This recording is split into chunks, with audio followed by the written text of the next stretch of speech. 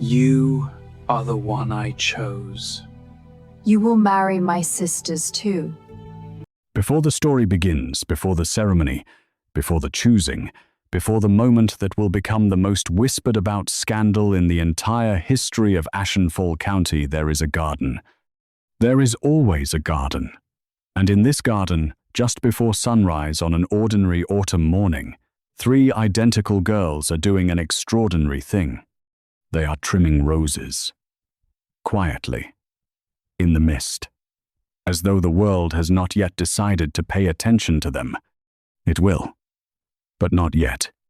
The estate is called Ashenfall, and it sits at the edge of a silver lake as though it grew there, as though the stone towers and iron archways and wisteria-draped walls simply rose up from the earth the way the roses did, naturally, inevitably, because this particular piece of land had no choice but to be beautiful.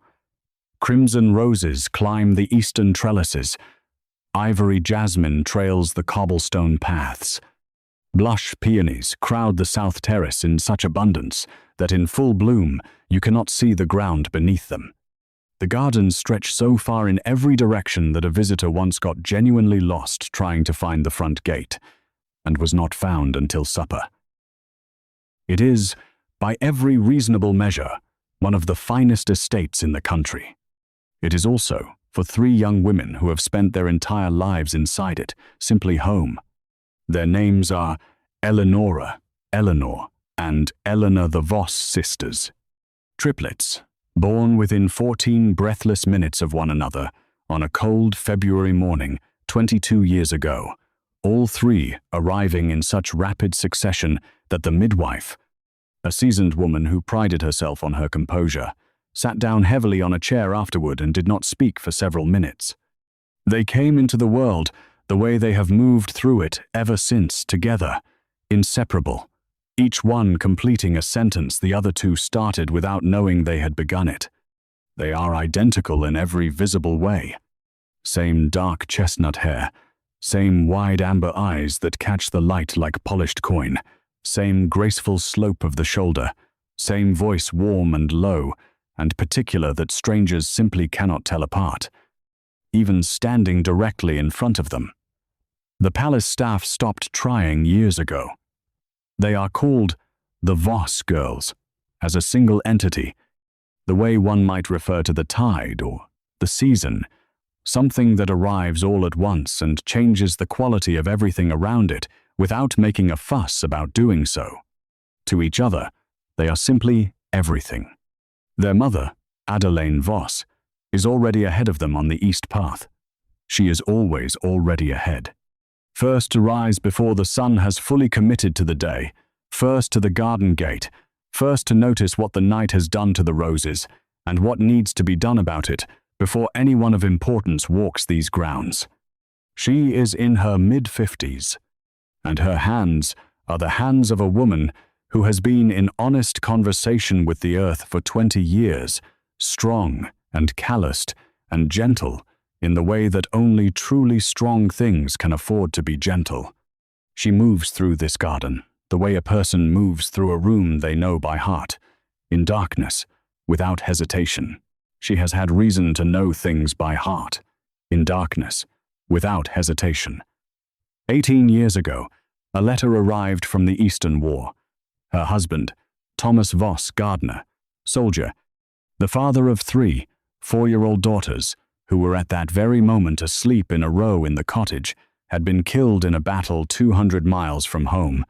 He was 31 years old.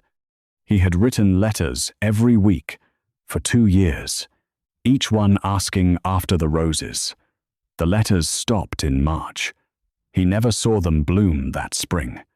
Adelaine Voss read the letter, folded it along its original crease, set it on the kitchen table, and walked to the palace to ask the Duke's steward for her husband's position. She brought no references. She made no appeal to sympathy. She stated what she needed, clearly, and she waited. He gave it to her before she finished the sentence. She has been here every morning since, and she has never once been late. Her daughters grew up knowing their father only through those letters, which their mother read aloud to them every year on his birthday first, because they were too young to read. And later, because the ritual had become something none of them could bring themselves to stop. They know that he could tell the three of them apart before they were born. That Eleonora, he wrote, kicked with intention, like she had somewhere to be. That Eleanor kicked whenever there was noise, as if she was already responding to the world. That Elena moved slowly, deliberately, like she was taking her time deciding whether the world was worth the trouble of entering. He concluded, in that particular letter, that it was. He was right. He just did not get to see how right he was. This is the family. This is the cottage at the edge of the palace grounds, the small garden within the great one, the 3 beds in a row, the mother who gets up before dawn, and the daughters who follow, because that is simply what they do, and have always done, and do not question. Because some things are so woven into the shape of your life that removing them would not leave a hole, it would leave a person. On this particular morning, the 3 sisters have reached the south terrace. Eleonora is already working precise and efficient, not a movement wasted, her shears finding the dead blooms without hesitation.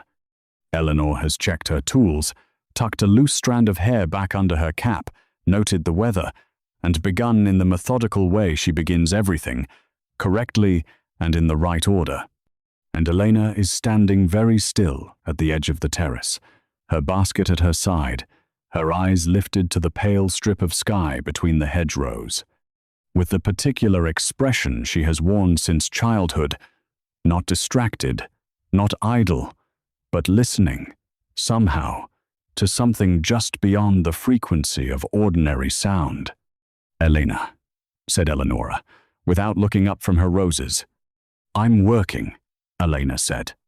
"You're standing still." "I'm working inwardly," Eleanor, without pausing her own shears, said. "She's been working inwardly since breakfast." And Eleonora made a sound that was not quite a laugh, but lived in the same neighborhood. Elena smiled that slow, private smile that her sisters know as well as their own heartbeats, and finally knelt beside the white rose bush at the terrace wall and began. They are, by every measure the world around them has decided to apply, unremarkable. Groundskeepers' daughters. Girls who trim roses in a duke's garden and walk home to a small cottage and mend their own aprons by candlelight. Girls who have never attended a ball, never dined at a long table, never worn silk, never been addressed by anything grander than their first names. They do not think of themselves as remarkable. They are wrong. But the world has not told them so yet. High above the south terrace, on the upper floor of the palace where the study windows face east, a single lamp is burning. A figure stands at the glass still, unhurried, looking down at the garden below with an expression that his steward, if he were present, would not quite recognize. The Duke of Ashenfall has been standing at this window rather often lately. No one has asked him why. In the garden, Eleanor looks up just once, briefly at the glowing window. Then she looks back down at the roses. She presses 2 fingers into the cool earth around the roots, checking for cold, for softness, for the hidden signs that tell you whether something is truly alive or only appearing to be. The earth holds firm beneath her hand. Whatever is growing here is not dying. It is, in fact, only just beginning. Chapter 1. The cottage the Voss family lived in was not large, but it was the kind of small that had been made comfortable by years of careful attention, the way certain small things are. There were sunflowers in a clay pot on the windowsill, replaced each season without ceremony. There was a braided rug in the center of the floor that had been mended so many times it had become, by now, mostly mending. There were 3 narrow beds against the east wall, separated by curtains thin enough to hear through, which meant that in 22 years of sharing that room, the sisters had not once managed to keep a secret from each other for longer than an evening. They had stopped trying. On this particular morning, the cottage smelled of porridge and dried lavender, and the light was the pale, watery kind that suggests the sun is present but not fully committed. Eleonora was already at the mirror, readying her cap with the precise, no-nonsense efficiency she brought to everything. Eleanor was dressed and standing at the door with her basket, conducting a silent campaign of pointed readiness that she aimed, as always, directly at her youngest sister. And Elena was still in bed.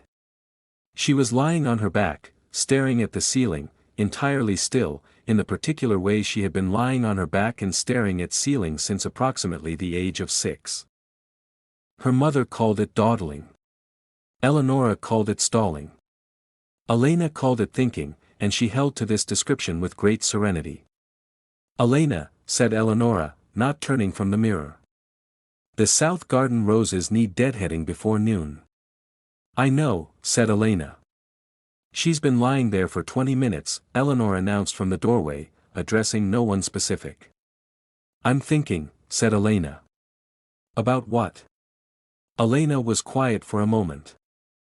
Then she said, still looking at the ceiling, "About whether roses feel anything when you cut them." The silence that followed was the kind that exists between sisters who have a complete, wordless language developed over 2 decades of close proximity. Eleonora caught Eleanor's eye in the mirror. Eleanor pressed her lips together. "She's being poetic again," Eleonora said. "Insufferable," said Eleanor, not unkindly.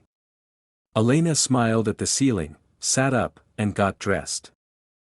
The south garden in mid-morning was all golden light and the clean smell of damp soil, and the 3 sisters worked through it the way they always worked, Eleonora first, setting the pace, Eleanor alongside her matching it without effort, and Elena slightly behind, slightly slower, not from laziness but from the habit of looking at things a moment longer than strictly necessary before moving past them. Their mother moved between them in her usual way, correcting a cut here, redirecting an angle there, with the brisk affection of a woman who has been doing this long enough that love and instruction have become the same gesture. It was in the middle of all this, the snipping and the quiet and the warm smell of turned earth, that Mrs. Voss said, without looking up from the climbing rose she was tying back against its trellis, "The east terrace needs attention before the Duke returns tomorrow. He always walks the grounds the morning after a journey." Eleanor's shears paused. Just briefly. Just for the length of a single, carefully controlled breath. "He's returning," she said, resuming her work a half-second too late to be casual. "From where?" "The capital," said Mrs. Voss. "Some duchy assembly." She glanced up. "Why are you smiling?" "I'm not smiling," Eleanor said. "She is absolutely smiling," said Eleonora, without looking up from her own roses. Eleanor adjusted her grip on her shears with great dignity. "I simply appreciate that the East Terrace is my favorite section to tend. That is all. It is a personal preference. It has nothing to do with anything else whatsoever." Neither of her sisters responded to this. Mrs. Voss made a sound that might have been acknowledgement or might have been something else entirely, and returned to her trellis. Elena clipped a dead rose, watched it fall into her basket, and said nothing at all. That evening, at the narrow kitchen table where the 4 of them had eaten every supper for 18 years, Mrs. Voss set down her ladle and said a thing that changed the temperature of the room. "I heard from Lady Carmel's handmaid today," she said, serving soup into each bowl with the unhurried efficiency of a woman delivering news she has spent the afternoon deciding how to deliver. "The Duke is to begin the choosing." 3 spoons stopped moving. 3 pairs of amber eyes lifted from 3 bowls of soup. The fire crackled in the hearth. Outside, the wind moved through the garden. In the cottage, no one made a sound. "The choosing ceremony," said Eleonora, and to her credit, her voice was perfectly level. She had a talent for perfect level. "He's 28, said Mrs. Voss, sitting down. "The council has pressed him for 2 years. He can delay no longer. He'll choose a duchess before the winter solstice." She lifted her own spoon. The soup steamed gently. "From the noble families, of course. The Harwells. The Pendleton daughters.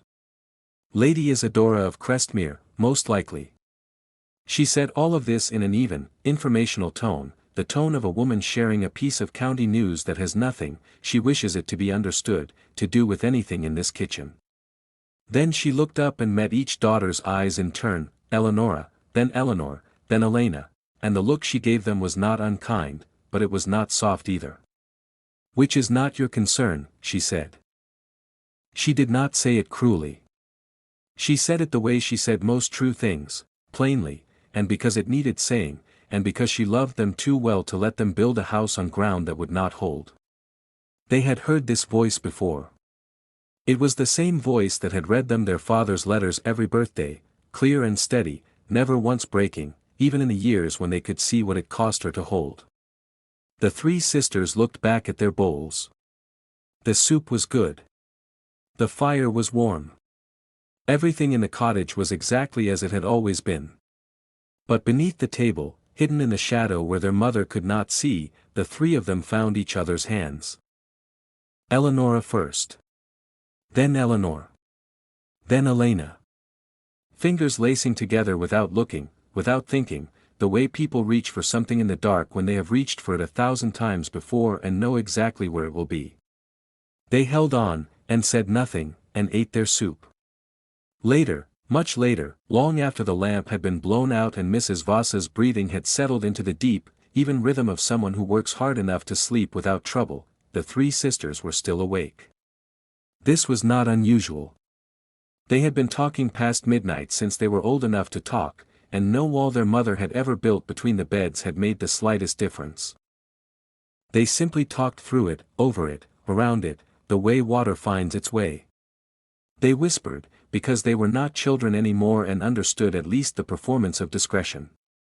The room was dark and smelled of tallow and lavender, and outside, the palace glowed at the end of the garden path like something from a story.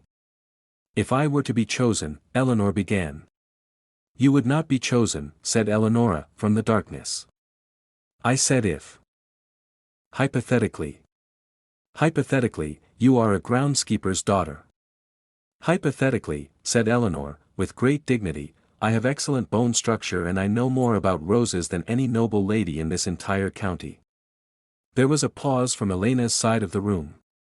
Then her voice came, quiet and perfectly sincere, "Have either of you ever actually spoken to him?" The question landed in the dark with a weight that surprised all three of them.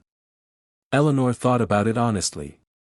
"He said good afternoon to me last autumn," she said finally. "When I was trimming the iron gate. He asked me once if the weather would hold for his evening ride," said Eleonora. "I told him yes." "A beat. Did the weather hold?" "A longer beat. It rained." Elena laughed first, that soft, private laugh that lives in the chest rather than the throat. Then Eleanor went, and then Eleonora, and for a little while the three of them were laughing quietly in the dark like they were 10 years old again and none of it mattered yet. "We are three identical fools," Elena said, when the laughing had faded. "Speak for yourself," said Eleanor. "I am one spectacular fool." Silence settled back over the room. It was a comfortable silence, the kind that has been lived in long enough to feel like furniture. Then Eleonora said, quietly, and without any of the irony she usually kept close at hand, "Do you think about him, Elena?" The darkness held the question for a long moment. "Sometimes," said Elena. "Just that. Sometimes." One word, barely a whisper, given to the ceiling of a small cottage at the edge of a great estate while the palace burned gold in the garden outside and the duke slept, unknowing, within its walls.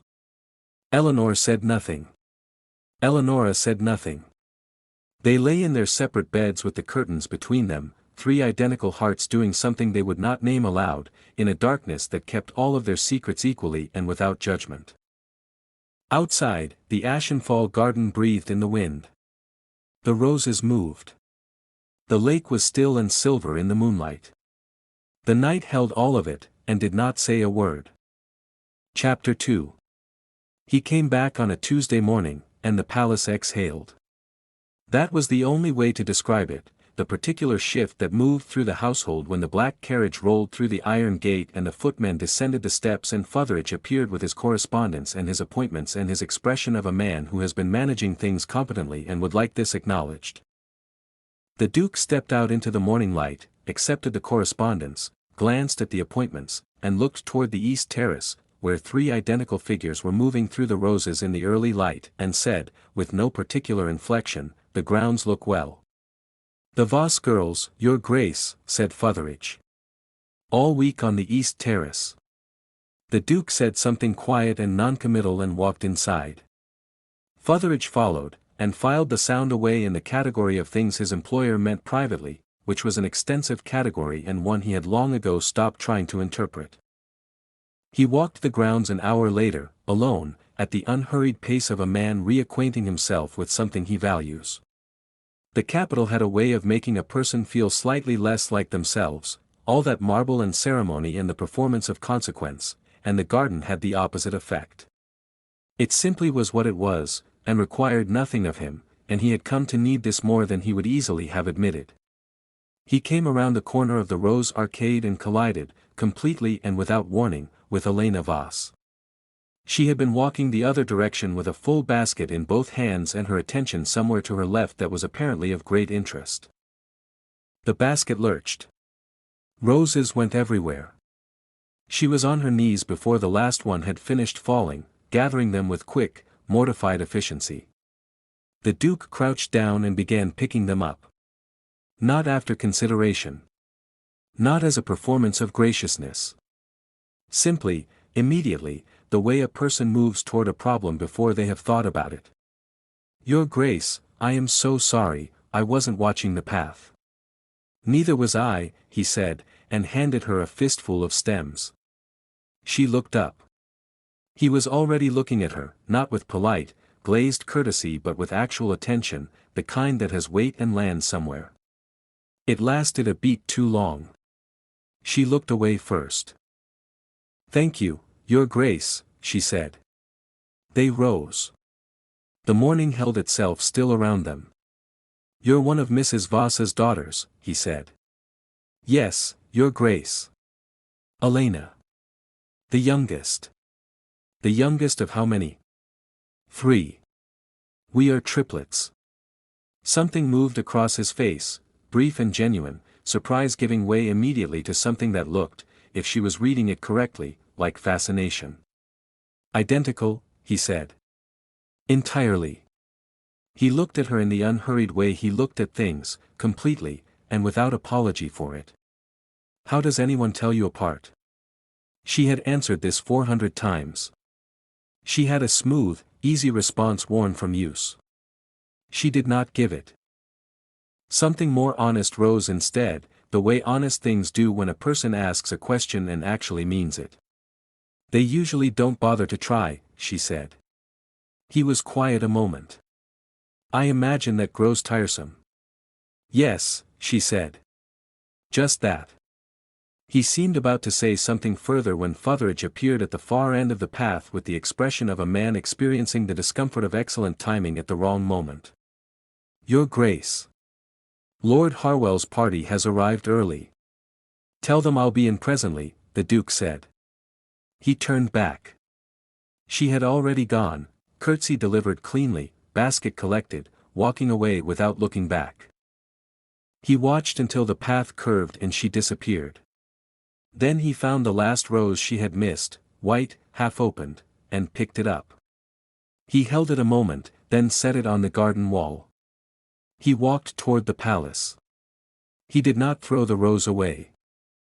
That afternoon, Eleonora and Eleanor volunteered with great enthusiasm to polish the copper watering cans in the service corridor beside the reception hall, a corridor with one useful feature, which was a tall narrow window looking directly into the room where the Duke was receiving Lord Harwell and his daughter, Lady Portia, blonde and silk-clad and composed in the way of someone who has been preparing for exactly this kind of room since childhood. Eleanor polished the same section of the same can for 5 minutes without progress. "For petticoats," she said quietly. She could not kneel in a garden if her life required it. "That is not a requirement for a duchess," said Eleonora. Her gloves are the wrong shade for the dress. They are, Eleonora agreed. Simply. Because it was accurate. Elena appeared in the doorway, set her basket down, and stood with the specific stillness her sisters had learned to take seriously. Not the stillness of someone who was calm. The stillness of someone who was managing something. "You're late," said Eleanor. "What happened?" "I ran into the Duke," Elena said. "The watering cans went down." "Literally," said Eleanor. "Literally. Roses across the entire East Arcade." "What did he do?" Elena sat on the nearest stool and looked at her hands. "He helped me pick them up." The corridor was very quiet. "He knelt," said Eleanor slowly. "On the cobblestones. For you. He was being courteous." Elena. "Dukes employ people specifically so that they do not have to kneel." Elena said nothing. She turned to the window. Below in the hall the Duke was speaking to Lord Harwell, the room performing its careful laughter, Lady Portia smiling, the Duke smiling back, present, composed, doing his duty without complaint. His left hand, held behind his back, was tapping a quiet, private rhythm against his own wrist. She had noticed this before. She noticed it now. It was the gesture of a man whose surface was entirely composed and whose interior was conducting a separate, ungoverned conversation with itself. Then a footman crossed with a lamp and the candlelight shifted and the Duke's gaze traveled upward, idly, the way attention moves when a person is only partly where they appear to be, toward the corridor window. Toward the exact place where Elena stood. She stepped back into the shadow. "Did he see you?" Eleonora said. "I don't know," said Elena. Her hands, flat at her sides, were trembling. Neither sister mentioned it. Both of them saw it. "Be careful," said Eleonora, quietly. "I know," said Elena. The letter took 2 hours to write. They wrote it that night, after Elena slept, at the kitchen table by candlelight, an application for positions as personal chamber attendants to the Duke during the choosing season, citing 20 years of family service, worded carefully, meaning more than it said. Fotheridge read it the following morning and set it down with the expression of a man sorry to be delivering a particular truth. "You are garden workers," he said. Not unkindly. Simply. "We are palace staff with 20 years, Eleanor began.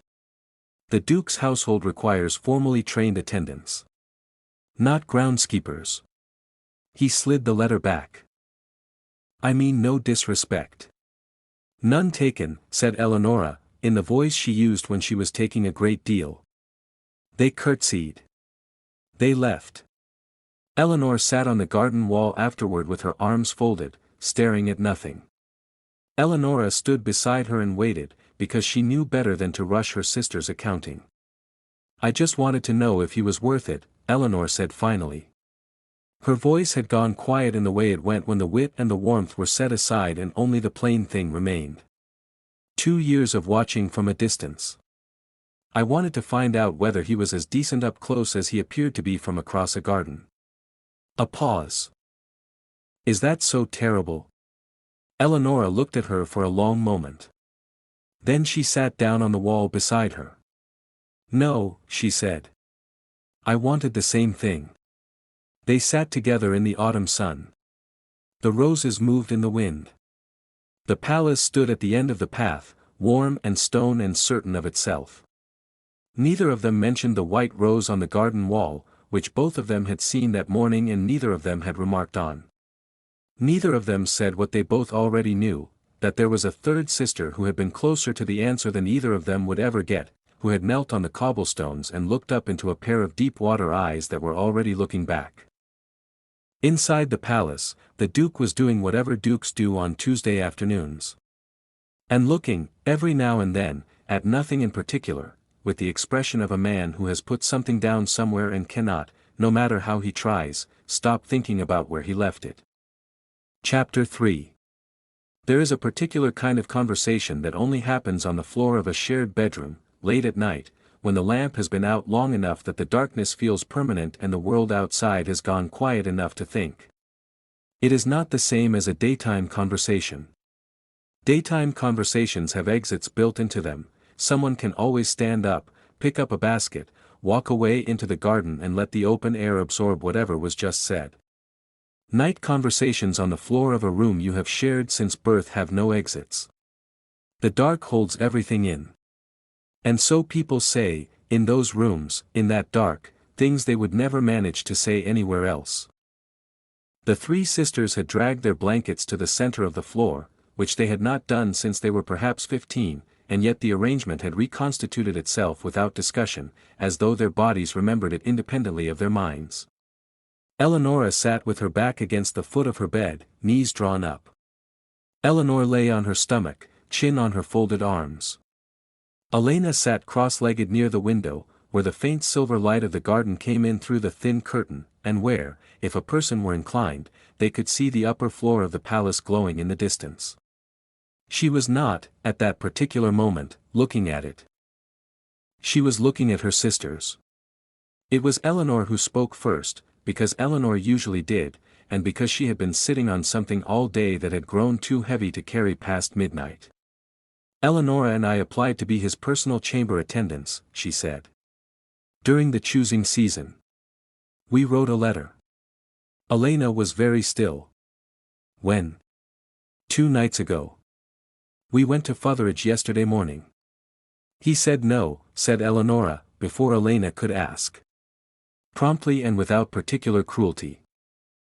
We are groundskeepers, apparently, which the Duke's household does not consider a qualification.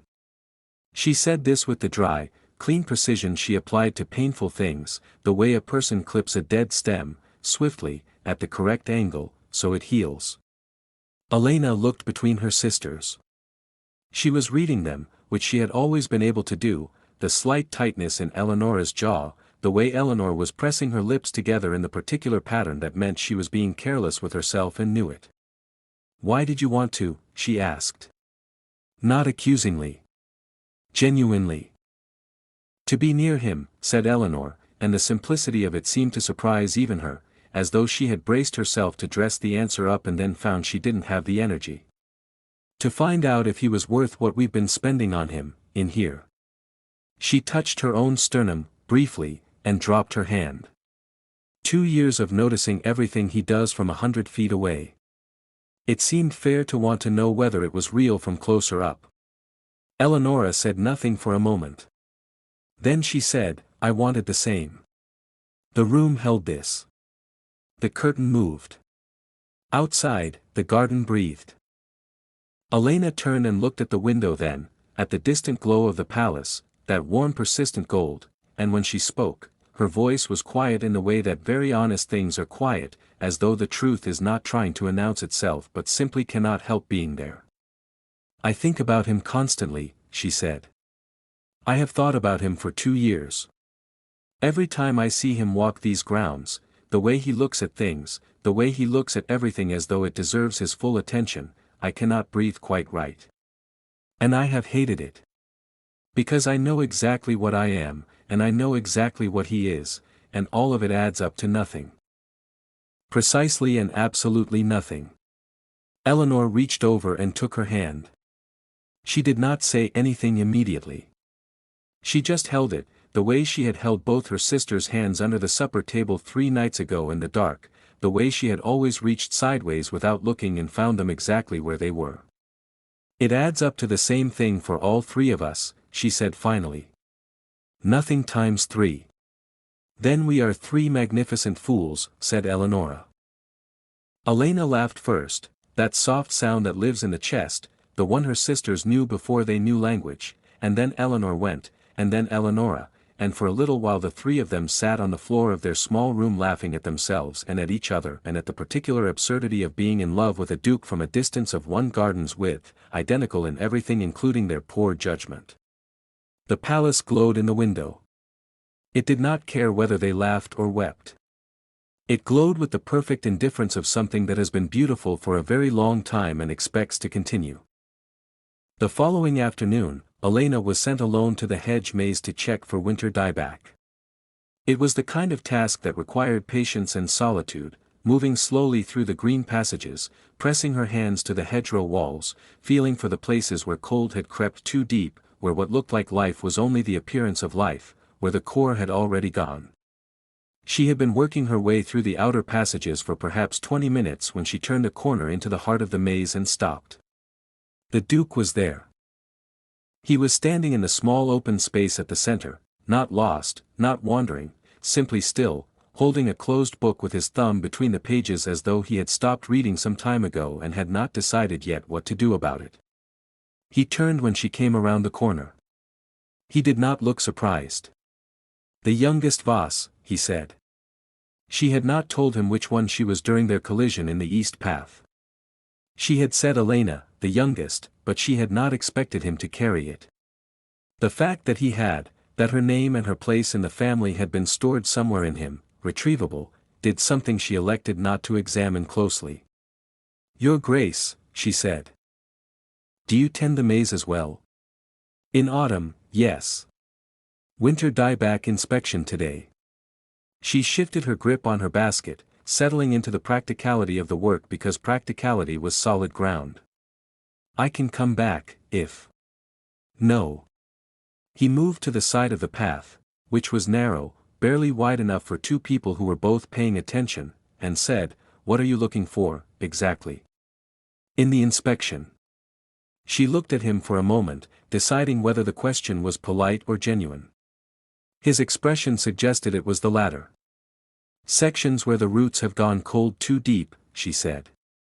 "Where the green on the outside is still intact but the core has died. They look perfectly healthy right through the autumn.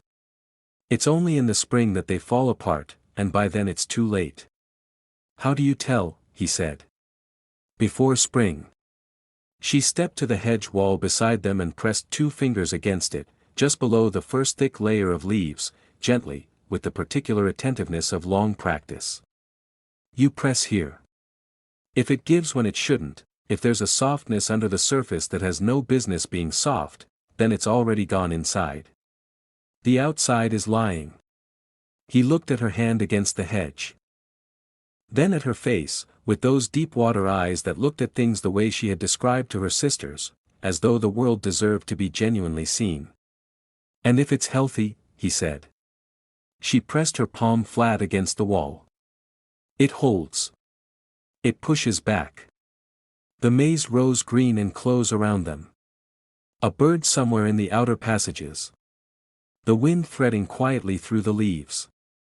The whole world, briefly, reduced to the width of one hedge path and two people standing in it. "You know these grounds well," he said. "I've grown up in them. Do you ever wish you hadn't?" It was a real question, she could tell, not the conversational kind that anticipates a reassuring no, but the kind that is actually curious about the answer and prepared to receive an honest one.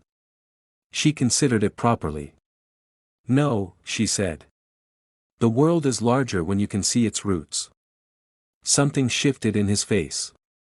Not toward sentiment, he was not, she had decided, a sentimental man, but toward something more specific, more settled, like a lens coming into focus. He said, after a pause, "The three of you, you are truly identical. In every way that shows. And in ways that don't." She met his eyes. They were very steady.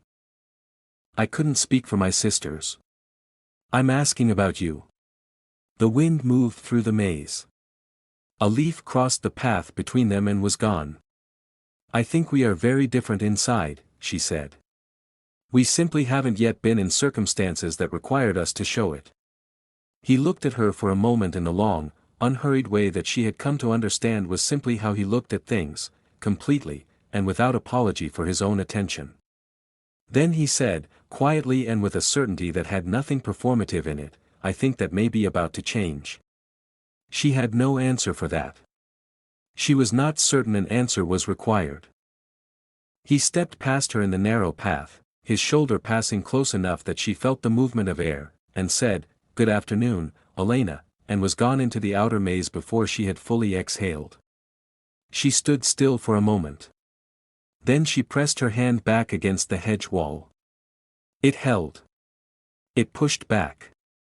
She stayed there a little longer than the inspection required. 3 days later, the noble families arrived for the formal opening of the choosing season, and the palace became what the palace could become when it tried, blazing with candelabras, crowded with silk and powder and the particular bright laughter of people performing their best selves in rooms that were designed to flatter both the rooms and the people in them. Every corridor smelled of hothouse flowers.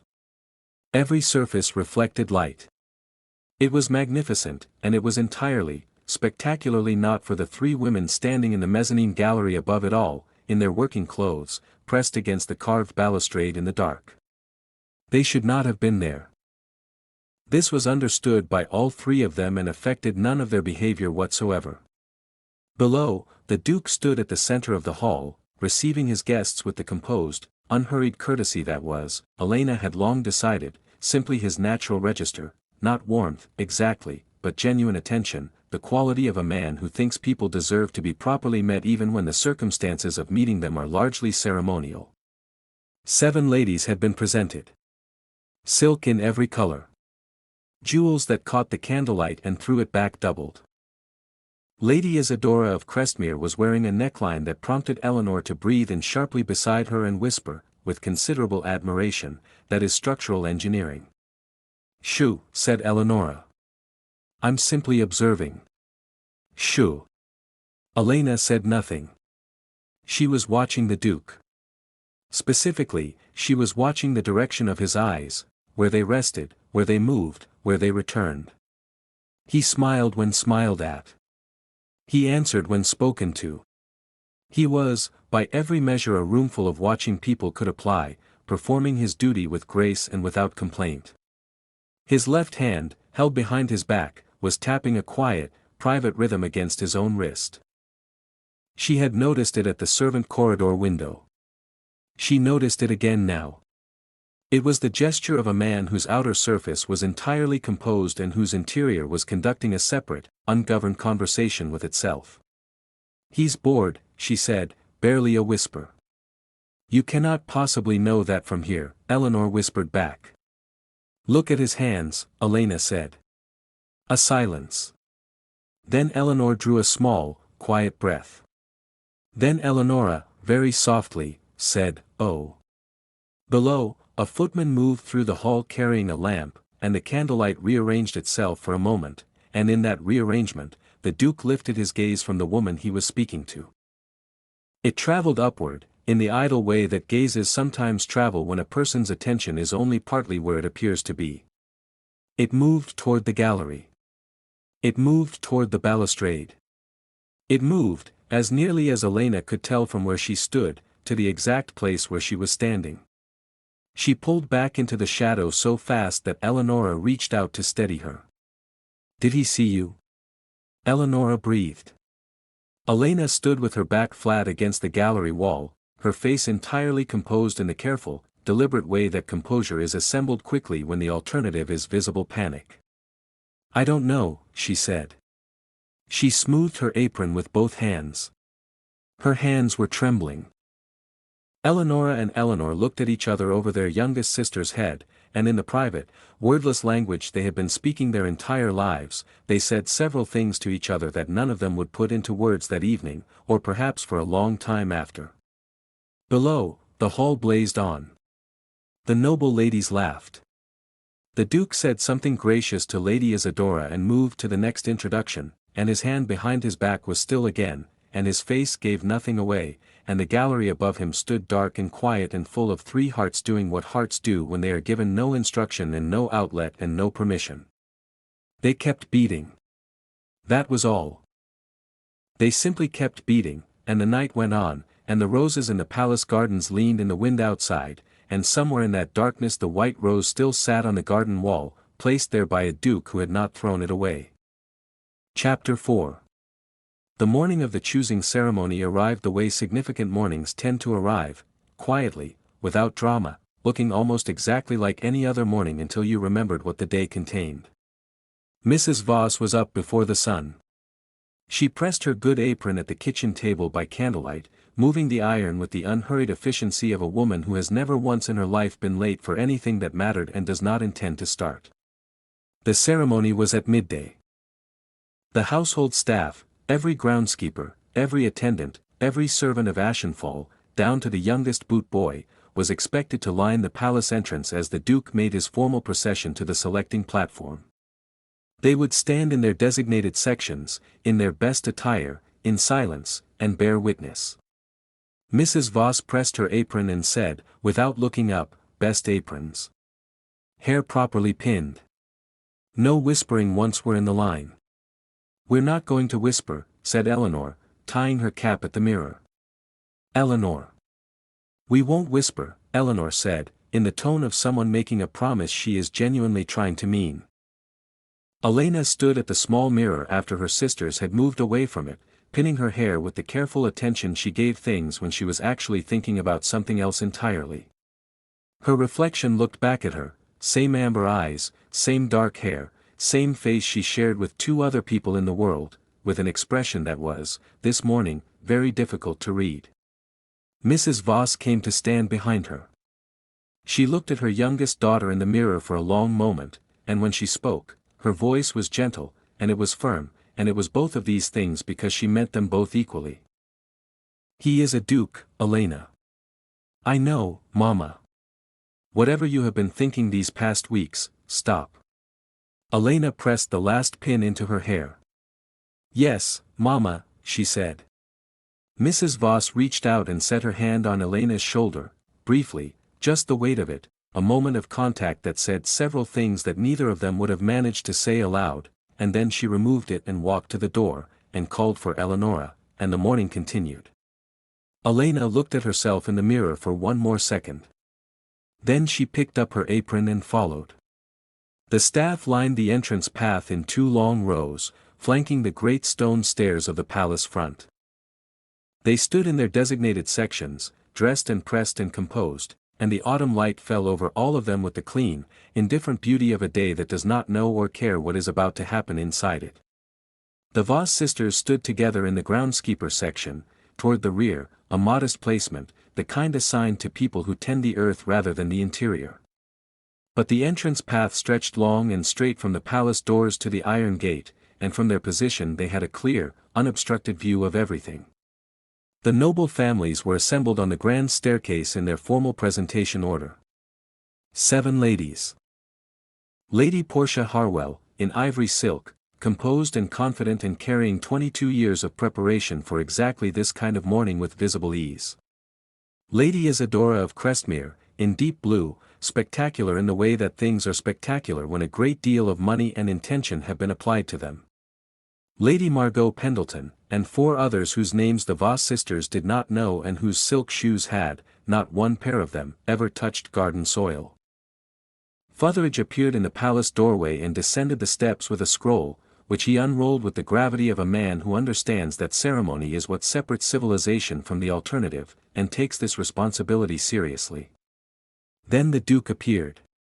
He came through the palace doors and stepped into the morning light, and the assembled company oriented toward him the way a room of candles responds to a draught, all at once, without deciding to. He was dressed formally, dark coat, house crest at his breast, the silver chain of office lying across his shoulders, and he looked, there was no other way to say it, like a man who had decided something. Not resolved, exactly. Not resigned. Decided. The particular quality of a person who has been moving toward a specific point for long enough that the moving is finished and only the arriving remains. Futheridge began to read from the scroll. The words of the ceremony were old and ornate and had been spoken at every choosing in the history of House Vale, and they filled the autumn air with the weight of tradition and expectation and the combined hopes of every noble family assembled on those stairs. The Duke was not looking at the stairs. He was looking at the staff lines. He was looking, and this was the thing that Eleonora noticed first, and then Eleanor, and then the two of them stood very still and said nothing because there was nothing to say, at the groundskeeper section. At the 3 identical faces standing at the rear of the left-hand row. Futheridge read on. The noble ladies stood in their silk with their careful smiles. The footmen stood at attention. The autumn light was clean and unwavering. And the Duke stepped forward off the stairs. Not toward the noble families. Not toward the presentation platform. Down the entrance path, with the measured and entirely certain step of a man who has thought about where he is going and is no longer uncertain about it, walking the length of the staff lines toward the groundskeeper section at the rear. The assembled company noticed. A silence moved through the crowd like weather, a front coming in, that particular atmospheric shift before everything changes. Fotheridge's scroll dipped. Lady Portia Harwell's composed smile held for a moment through sheer force of preparation, and then faltered, and then held again, because she had been trained for this room and she was not ready to give that training up. The Duke walked the full length of the entrance path and stopped. In front of the three Voss sisters. He looked at each of them in turn. He was not confused, that was the thing Elena noticed, and would remember, and would turn over in her mind for a long time afterward. He was not guessing. He looked at Eleonora, steady and quiet. He looked at Eleanor, who had gone completely still in the way she went still when she felt things too large to move around in. And then he looked at Elena, and whatever had been moving toward this point in him for weeks or months or however long it had been building found its end, and his expression settled into something very simple. He had made up his mind. "The one who knows when a hedge is dying inside," he said. His voice was quiet enough that only the four of them heard it. Not a question. A way of finding her among three identical faces, by what she had said, by what she had shown him, by what she was that her sisters also were but that he had learned first from her. Elena's breath left her. Beside her, Eleonora and Eleanor did not move. He extended his hand. Not with ceremony, not performing the gesture for the assembled crowd. He extended it toward her the way a person extends a hand when they mean it, an offer, a question, something that could be refused and he knew it and was asking anyway. "Elena Voss," he said. "I would have you as Duchess of Ashenfall." What happened in the assembled company was immediate and considerable. Gasps, and then voices, rising together in the particular pitch of collected shock. One of the lesser lords made a sound of outrage that he would later describe as a cough. Lady Isadora of Crestmere looked at Lady Portia Harwell, and Lady Portia Harwell looked at the middle distance, and neither of them said anything at all, because some situations are too far outside one's preparation to be addressed with dignity in real time. Fotheridge had gone entirely still. The scroll hung at his side. Elena looked at the Duke's outstretched hand. She looked at it for one long moment, and then she looked at her sisters. Eleonora had gone very straight, the posture she took on when she was holding herself together through sheer will, spine as a structural element. She was looking directly ahead. Not at the Duke. Not at Elena. At a fixed point on the middle distance, with the expression of a woman who has always known exactly how a story would end and is in the business of surviving the ending with her composure intact. Eleanor was looking at the ground. Her jaw was set. Her hands, at her sides, were perfectly still, and the stillness of them caused her something that showed in her shoulders, just slightly, just enough for Elena, who had been reading Eleanor her entire life, to see it. 2 years. Copper watering cans positioned at a window. A letter written by candlelight. A wall that Fotheridge had not let them past. All of it, every careful and hopeful and quietly abandoned piece of it, standing right beside her in the autumn light while the Duke waited with his hand extended. Elena took his hand. The crowd buzzed louder. The Duke turned toward the stairs. Elena took one step with him, and then she stopped. He felt the resistance before he saw it. He turned back. She was not looking at him. She was looking at her sisters. At Eleonora's rigid, magnificent composure. At Eleanor's bowed head. At the full, real weight of what it meant to walk through a gate and leave two people on the other side of it who had been beside her since before she knew what beside meant. The crowd noise receded. The ceremony receded. The autumn light, the silk dresses, the noble families, the scroll, all of it went to the edges of the moment, and at the center of the moment was only this, three sisters, standing together for the last time in the configuration that had been their entire lives, and the one among them who had been chosen and had not asked to be. She turned to the Duke. She did not let go of his hand. "Before I agree," she said, "I need to say something to you." He looked at her. The crowd fell into a different kind of silence, the listening kind. "Then say it," he said. Elena took a breath. The morning held still. "Marry my sisters too." What followed was the kind of silence that has texture. Not the silence of an empty room, but the silence of a room in which a great number of people have just received information that their understanding of the world has no category for and are, all of them, in the process of trying to construct one. It lasted approximately 4 seconds. Then it ended in a great wave of noise, voices, protests, at least 2 people speaking at volume in competing directions. A minor lord near the back of the assembly said something about precedent. Lady Isadora's fan stopped moving entirely, which for Lady Isadora was the equivalent of a lesser person fainting.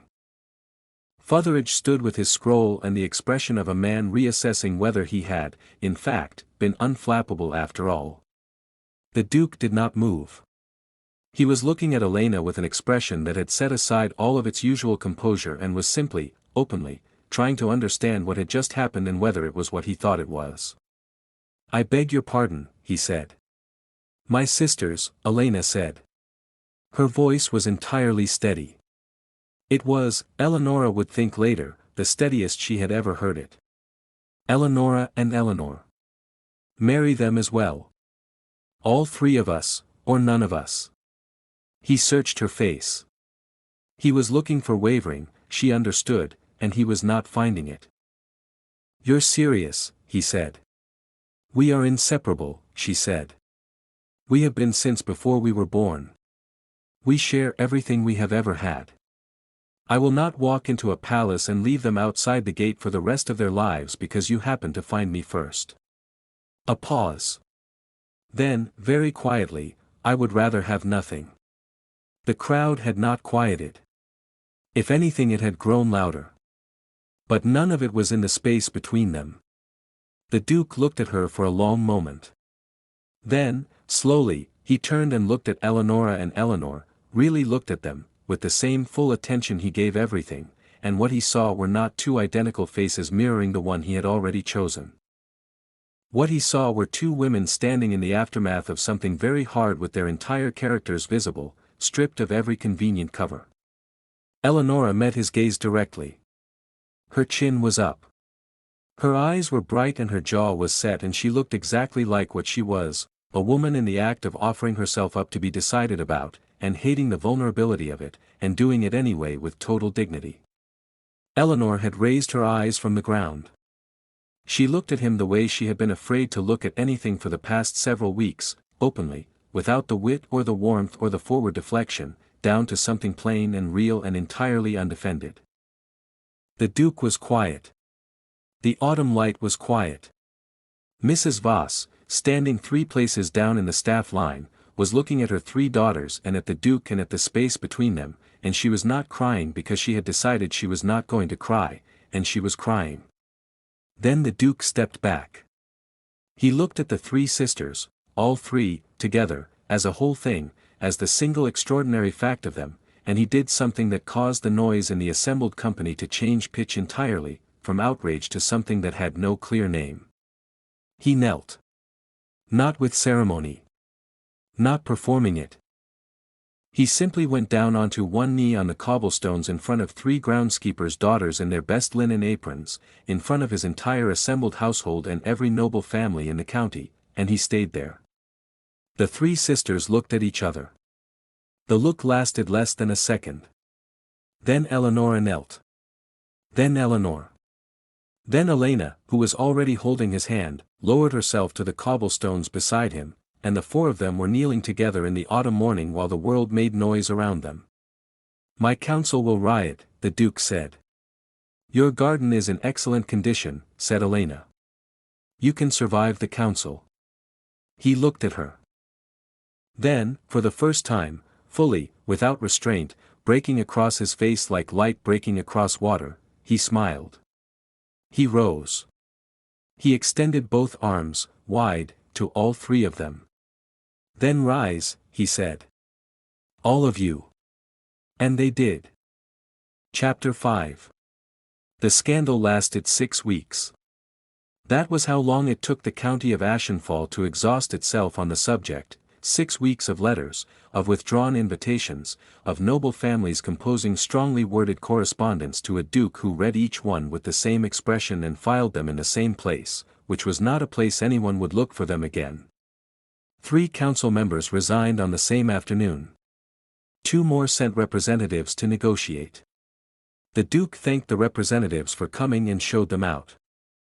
Fotheridge, who had served 2 generations of the Vale household and considered himself constitutionally incapable of surprise, discovered that this was not true. He adapted. That was the thing about Fotheridge, he always adapted. He had adapted to the previous duke's habit of conducting meetings from horseback.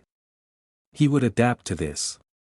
Mrs. Voss sat alone in the cottage the evening after the ceremony, at the kitchen table where she had read her husband's letters every birthday for 18 years, and she sat with her hands folded and looked at nothing for a long time.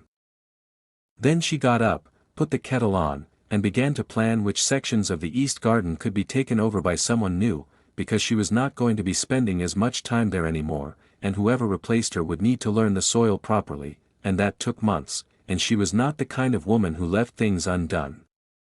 She wept once, alone, very briefly, in the way she did everything, completely, and then finished, and then on to what came next. By the duke's specific arrangement, each of the 3 sisters had an evening hour set aside with him in the first weeks, on separate days, in the palace library. Not an audience. Not a formal meeting.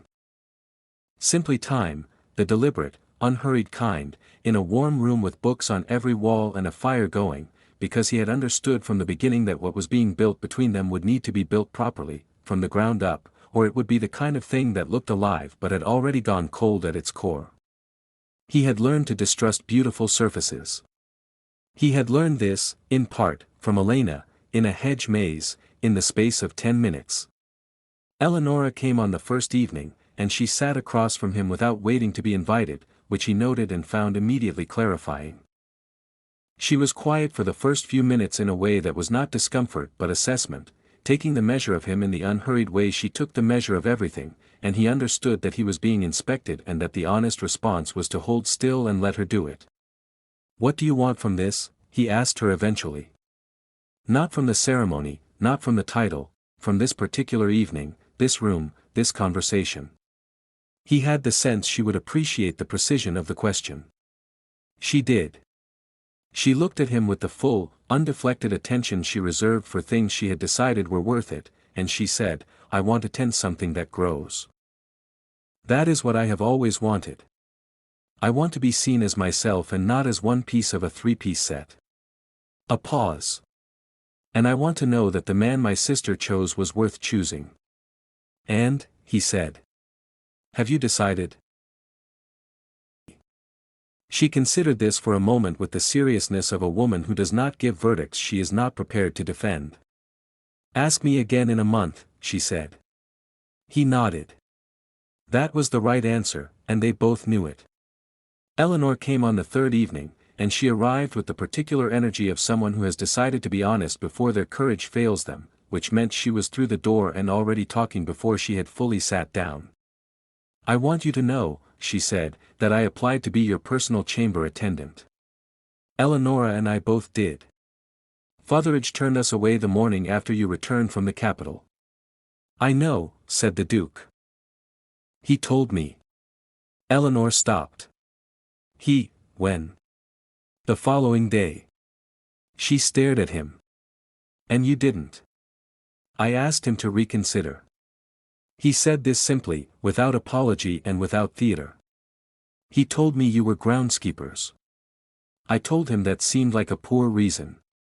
He disagreed, and at the time I had other obligations. A pause. I should have pressed harder. Eleanor was quiet for a long moment, recalibrating. She had carried the rejection of that letter for weeks, not bitterly, but heavily, the way you carry something you have accepted but not yet set down. And here was the information that the door had not been as closed as she had believed, and that the man on the other side of it had, apparently, tried to open it a little more.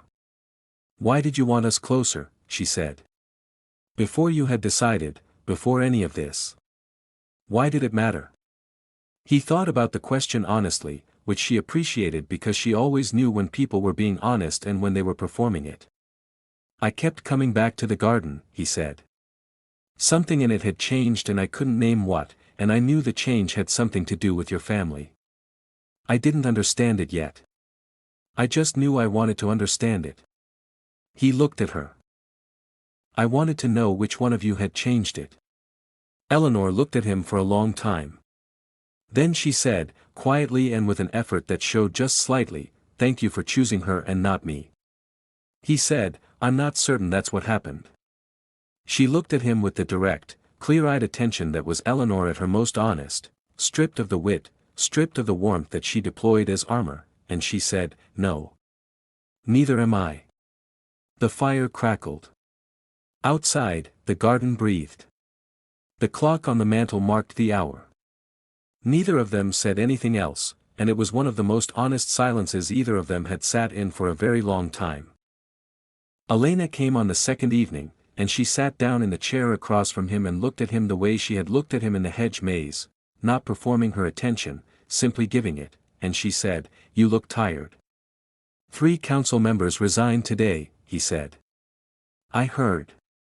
Are you glad?" He looked at her. "Yes," he said, after a moment. "They were the 3 I would have replaced eventually regardless." She smiled at that, the slow, chest-deep smile that had started all of this, that had been visible from a study window at 5 in the morning and had apparently been causing problems ever since. "Do you regret it?" she asked. She meant the ceremony. The kneeling. The riot that had followed. "No," he said, without hesitation. "You? No." He looked at the fire for a moment. "Are you frightened?" She considered this honestly. "Of what it means for my sisters. Whether Eleonora will be happy here, whether Eleanor will feel, whether she will always feel like the one who was not quite chosen. That frightens me." "Yes. I know," he said. And then, carefully, "I am trying to address it." "I know," she said. "I can see that you are."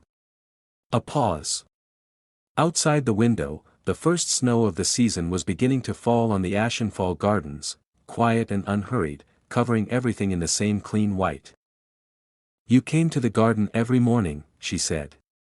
"The early ones, before the staff arrived. I used to see the light in your study window." He was quiet for a moment. "Then, I know you saw it." She looked up. "Did you know I was there? In the mornings?" "Yes." She absorbed this. "From the beginning?" "From the beginning," he said. And then, because it was true and he had decided some time ago to be a man who said true things when they mattered, "You were the reason I kept coming to the window." The snow fell on the garden. The fire held the room. Elena looked at the man across from her, this particular, specific, impossible man, and felt the thing she had been carrying for 2 years shift in her chest, from the weight of longing into something steadier and warmer and very much more permanent. "Then you should have come outside sooner," she said. He laughed. It was a full laugh, unexpected, genuine, breaking across his face like something that had needed to get out. "Yes," he said. "I should have." The ceremony was held on the winter solstice, the longest night of the year, which someone on the remaining council pointed out was perhaps not the most auspicious timing, and which the Duke ignored with his characteristic thoroughness. It was small. This was by necessity and by choice. The noble families had made their position clear with their absence, and the Duke had made his position clear by proceeding without them. What remained was the household of Ashenfall, the staff, the groundskeepers, the kitchen women and the stable hands and the boot boys and the maids, people who had, between them, accumulated several centuries of loyalty to this estate and who were, on the whole, considerably more interested in whether the Duke was happy than in whether the county approved of how he got there. Mrs. Voss sat in the front row in her best dress, which she had mended so many times it had become, in its way, a record of every significant occasion in the past 20 years. She was not going to cry. She had decided this firmly. She was an adult woman and a professional, and she had already cried her allotted amount in the kitchen alone, and that was quite sufficient. She cried through the entire ceremony. This was fine. Fotheridge, seated one place over, produced a handkerchief without being asked, at the precise moment it was required, because that was simply the kind of person Fotheridge was. The three sisters walked the aisle together. Not in the traditional arrangement, not in any arrangement that had ever been used in this chapel or any other chapel in living memory, simply side by side, as they had walked everywhere since they learned to walk, the way three rivers run together when the geography gives them no reason to diverge. They wore identical white dresses. They had spring flowers braided into their dark hair. They were, as they had always been, entirely impossible to tell apart at a glance. But the Duke watched them come down the aisle, and he saw, clearly and without effort, who was who. Eleanora first, chin up, eyes forward, walking toward this moment with the same deliberate composure she had applied to every difficult thing in her life, which was the composure not of someone who feels nothing but of someone who has decided that feeling things is not a reason to break stride. Eleanor beside her, walking slightly faster than the occasion technically required, pressing her lips together in the way she did when she was containing something large, her eyes very bright, the wit and the warmth and the forward motion all present and held carefully in check because this, today, was not the moment for any of them. And Elena, walking at the pace she always walked, unhurried, taking her time, looking at him the way she had looked at the hedge wall in the maze, checking for cold, checking for softness in the wrong places, checking whether the thing she was walking toward was truly alive at its core. He held her gaze. He let her look. On the cushion beside him, 3 silver circlets, simple and clean, without ornament. He took Eleanora's hand first, and placed the first circlet on her head, and she did not look away from his face when he did it, and something in her settled, visibly, quietly, like a foundation accepting weight it was built to hold. He placed the second on Eleanor's head, and Eleanor breathed out, a long, slow breath that she had been, it seemed, holding for some considerable time, and then she smiled at him, the full, unarmored version, the one without any of the usual distance in it, and it was the first time he had seen it, and he understood immediately why she kept it so carefully reserved. He placed the third on Elena's head. She reached up at the same moment and her fingers brushed his, not taking the circlet from him, just touching, briefly, the way you touch something you want to be certain is real. Then, before he could step back, all 3 of them lifted the ducal crown together from where it rested on its stand, Eleanora taking one side, Eleanor the other, Elena at the center, and they placed it on his head. Together. It was not in the ceremony text. Fotheridge noted it in the margin of his copy with a small mark that meant, in his private notation system, something he was glad to have witnessed. Time passed. This is what time does, indifferent to whether you are ready for it or not, and in this case the 3 sisters were, not ready, exactly, but willing, which is the better thing to be. Spring came to the Ashenfall Gardens, and it was the best spring the estate had seen in 20 years, which Mrs. Voss attributed entirely to the pruning schedule she had implemented the previous autumn, and which the rest of the household understood to be at least partly the atmosphere of a house that had, against considerable odds, become happy. The palace had been rearranged. 3 rooms in the east wing, adjacent, connected by a shared sitting room in the middle, the kind of arrangement that would have been unusual in any other household and that the remaining council had questioned in a memorandum the Duke had not replied to. Eleanora's room was all deep green walls and floor-to-ceiling shelves and a long worktable by the window where soil still found its way somehow, which no one mentioned.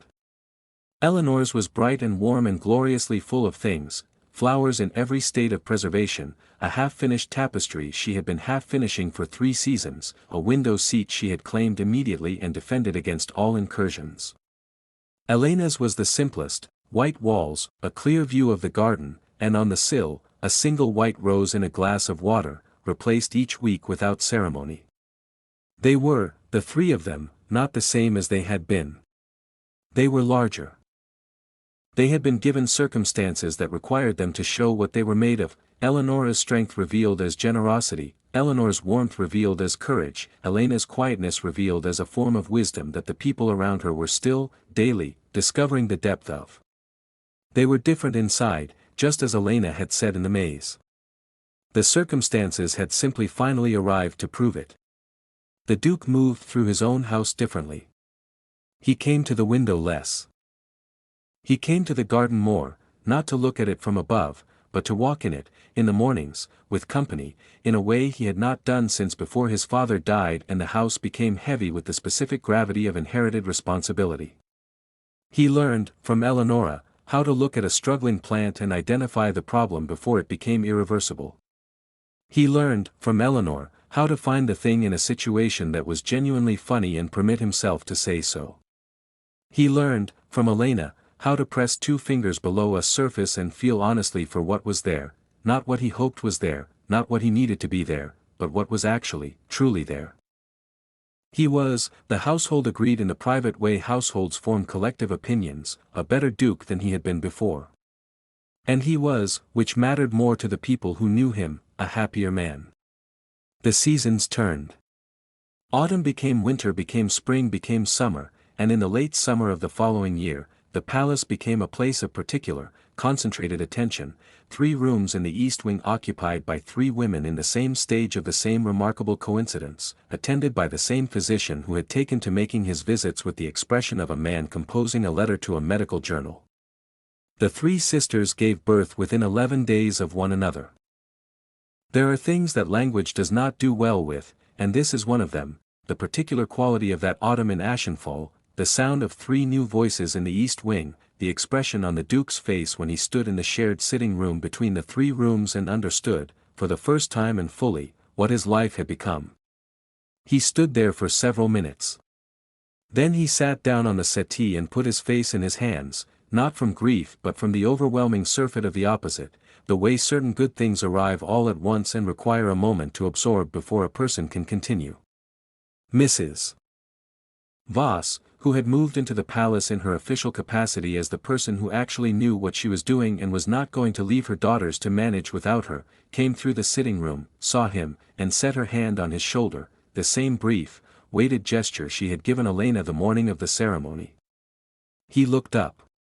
She looked at him with the clear, seasoned eyes of a woman who has survived the worst thing and found, to her own surprise, that the world did not end there but went on, and that the going on contained things she had not known to expect. "Up," she said. "Your daughters want their father." He stood up.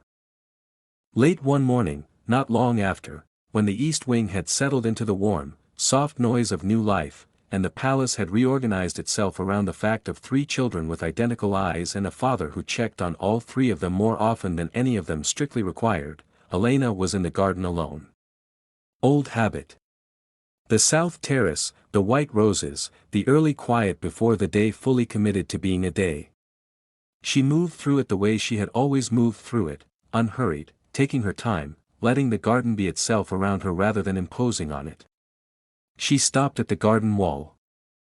On the wall where the Duke had set that first white rose, more than a year ago now, there was a new one. Half open, placed with intention, replaced whenever the previous one faded. She did not know when he had started doing it. She had simply noticed one morning that it was there, and then noticed every morning after that it was still there, and had understood. She heard footsteps behind her. She did not turn. She knew the sound. He came to stand beside her, and they stood together at the wall the way they had stood together in the hedge maze, close, in the narrow way of people who no longer need distance to feel comfortable, and looked at the rose. "Eleanora asked me this morning," he said, "whether the north garden was hers to redesign. The section by the lake. What did you say?" "I said yes." Elena smiled. "She'll be out there before noon." "She already is." A pause. The garden moved around them in the soft, unhurried way it moved when the morning was good and nothing required urgency. Eleanor wants a dog, Elena said. I know. She's mentioned it. She's mentioned it 6 times. I've been counting. He looked at her. Should I say yes? You should say yes, Elena said. She's going to be extremely happy, and insufferable about it, and the dog will be devoted to her entirely, and it will be wonderful. He laughed, the real one, the full one, the one that had taken him several weeks to produce the first time and came easily now. Then yes, he said. The sun came fully over the gardens of Ashenfall. The mist was already burning away, the way it did when the morning was honest and the weather intended to be fine. The roses opened, the white ones first, as they always did, the ones on the south terrace wall and the east arcade and all the long borders her mother had tended for 20 years and that were, even now, being walked by 3 generations of the Voss family at once. Elena pressed 2 fingers against the garden wall. The stone was warm from the morning. Below it, the earth was solid and deep and thoroughly, demonstrably alive. It held. It pushed back. She left her hand there. He covered it with his.